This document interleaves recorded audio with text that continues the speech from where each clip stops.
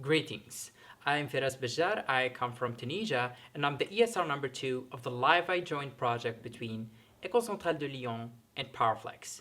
The problem that I'm addressing is probably something that we all went through at some moment during a car ride.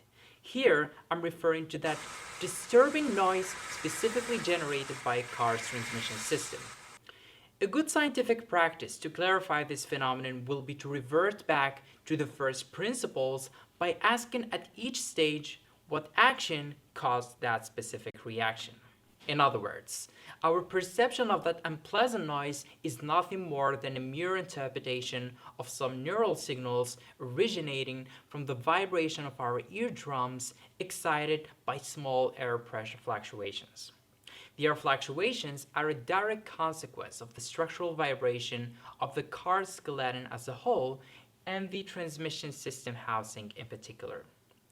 The housing itself vibrates because the connected bearings are oscillating around their equilibrium position, causing local distortions.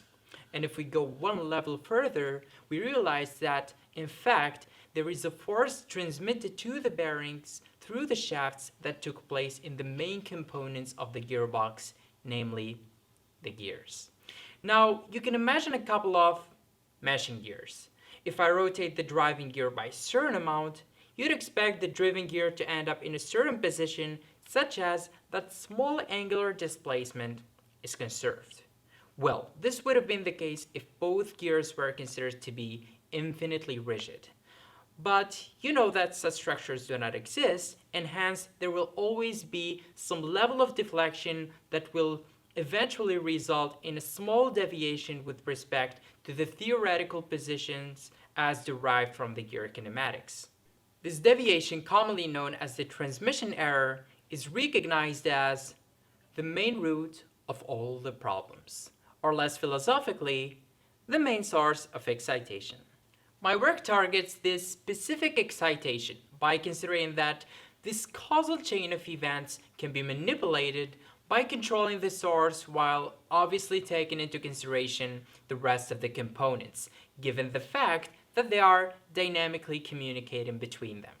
The strategy that I set up so far revolves around the implementation of periodical structures for the components that will serve three key purposes.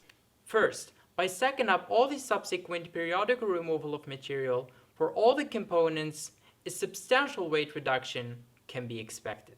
Second, by carefully engineering the metastructures, we can control its frequency-dependent wave-propagating properties and tailor them to need.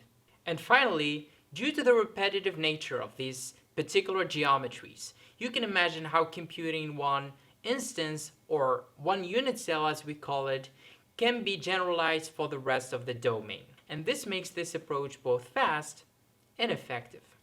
I've established my entire vision on the idea that small factors, although seemingly insignificant, can have a sort of a butterfly effect that grows to cross the boundaries of our perception.